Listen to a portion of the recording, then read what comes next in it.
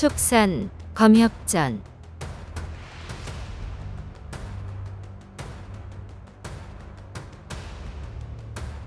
67화 붉은 얼굴 도사. 금쪽 같은 딸을 구하려 노인이 목숨을 걸고 대결하고 붙잡힌 여인을 구하려 검선이 비검을 타고 나타나네.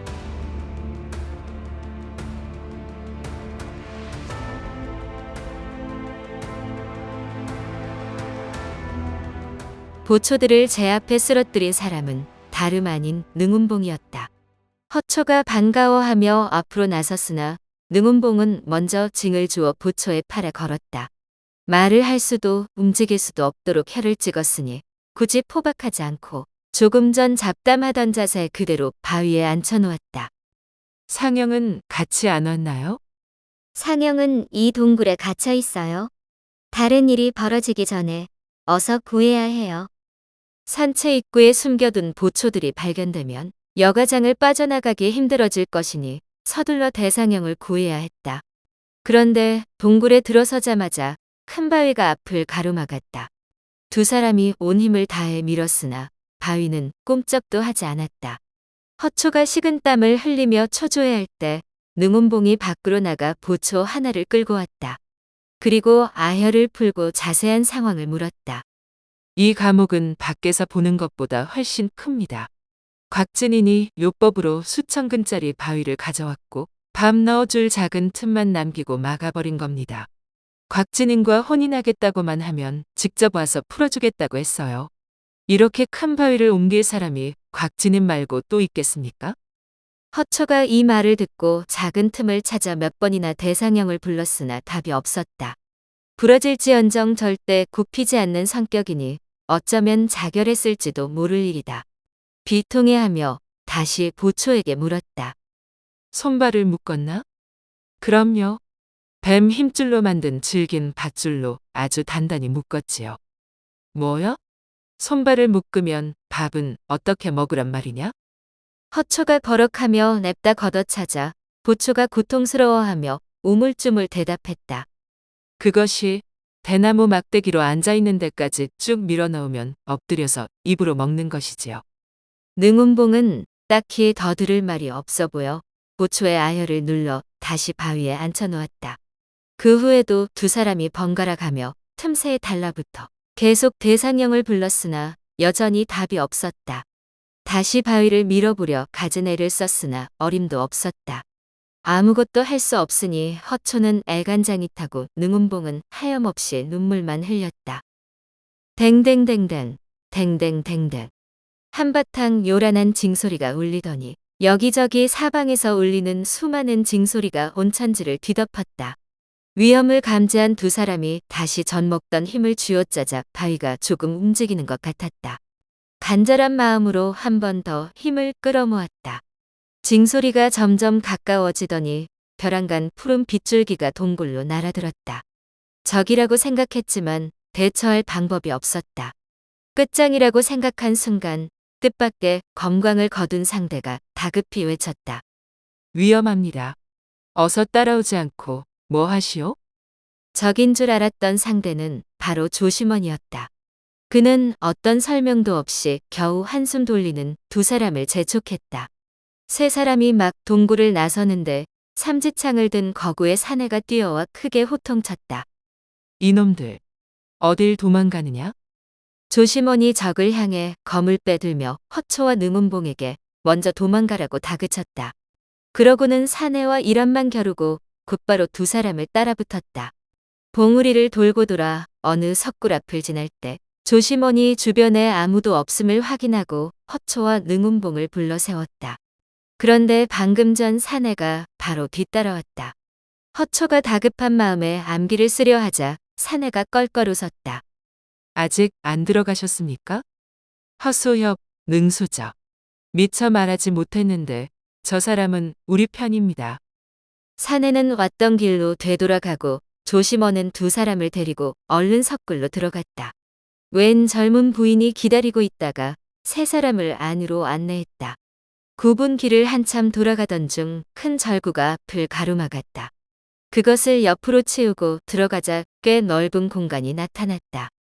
고생 많으셨어요. 차를 내올 테니 잠시 기다려주세요. 부인이 나가고 얼마 지나지 않아 방금 전 사내가 돌아왔다. 이 사내는 바로 조심원의 사제인 위청이었다. 네 사람은 서로 이야기를 맞추어 본 후에야 어찌된 일인지 명확히 알 수 있었다. 어제 허초가 서신 전달하는 일을 자처하자 조심원은 혹여 위험한 일이 생기지 않을까 걱정스러웠다. 하여 백기와 의논 후 몰래 허초를 따라 나섰다. 허초가 산채 입구에 숨어 보초들 얘기를 엿들을 때만 해도 그저 오지랖이 넓다고 여겼을 뿐 어젯밤 붙잡힌 여자가 대상령일 줄은 전혀 생각하지 못했다. 허초가 재분수도 모르고 나서긴 했으나 그 용기와 의협심만큼은 높이 샀기에 함께 여자를 구하러 갈 셈이었다. 그런데 갑자기 누군가 불쑥 나타나 두 보초를 쓰러뜨렸는데 가만 보니 능운봉이 아닌가? 그제야 붙잡힌 여자가 대상령일지도 모른다는 생각이 들었다. 어차피 나 혼자 여운명과 가군박을 상대하기는 어려우니 일단 두 사람을 따라가 보자. 지켜보다가 위험한 순간에 힘을 보태는 것이 좋겠어.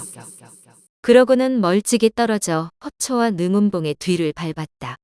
그런데 얼마 가지 않아 맞은편에서 다가오는 한 사내를 발견하고 얼른 몸을 숨겼다. 아니, 저건 위청이 아닌가? 철사도인에게 다녀오는 길에 만났을 때 분명 일이 있다고 했는데 대가장을 도와달라는 것도 거절하고 가더니 어떻게 여기 있지? 혹시 여가장 놈들이랑 한패인가? 생각을 정리할 새도 없이 위청이 코앞까지 다가온 터라 일단 모습을 드러냈다. 크게 놀란 위청이 조심원을 잡아 끌고 인적 드문 숲길로 들어갔다. 여긴 어떻게 오신 겁니까? 어젯밤 붙잡힌 여자를 구하러 왔네. 조심원은 위청의 됨됨이를 알기에 솔직한 사정을 밝혔지만 같은 편이 더 있다는 말은 하지 않았다. 여운명이 제 아내의 먼 친척입니다. 오랫동안 왕래가 없었지만 어릴 때 못된 짓만 일삼다가 쫓겨난 여운명을 장인어른께서 거두어준 일이 있어 관계가 퍽 좋은 편이지요. 얼마 전 성도에서 추운수 어르신을 만났는데 어르신 처가 후손인 능시부녀가 여운명에게 해를 당할 운명이라고 하셨어요. 한데 어르신이 다른 일이 있어 구하러 갈 수 없다며 저희 부부에게 부탁하신 겁니다. 잠시 여가장에서 신세를 지며 동정을 살피다가 능시부녀가 위험에 처하면 아무도 모르게 은밀히 구해달라고 하셨어요. 이미 어르신과 약조한 후였기에 대가장을 도와달라는 부탁을 거절할 수밖에 없었지요. 이곳에 오니 여운명이 옛일을 잊지 않고 한대해 주더군요. 원래는 여가장 산채에서 함께 지내면서 나사만의 돌과목을 만드는 일을 감독했어요. 어느 날 주변을 오가다가 이 석굴을 발견했는데 규모가 제법 커서 석실이 10칸이 넘고 불을 피우지 않아도 따뜻하여 이곳에서 지내기로 했지요. 여운명 무리랑 부딪히고 싶지 않았거든요. 여운명과 가군박은 돌과목이 완성되면 어차피 보초를 세울 계획이었기에 위청의 제안을 기꺼이 수락했다. 이렇게 해서 위청이 돌과목을 관리하게 되었다. 하지만 이 돌과목은 나중에 대가장 사람들을 가둘 요량으로 만든 것이라 계속 비어 있었다. 추운 수 말과 달리 20여일이 지나도록 아무 일도 일어나지 않았으나 여운명과 가군박의 검술은 물론 요법 수준도 상당해서 여간 걱정스럽지 않았다. 그런데 어젯밤 여가장에 잠입한 대상령이 가군박의 유황 미온사를 훔치려다 붙잡히는 일이 벌어졌다.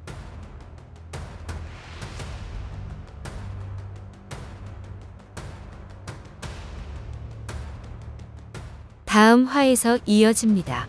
더 좋은 콘텐츠를 제작하기 위하여 구독과 좋아요, 알림 설정 부탁드려요.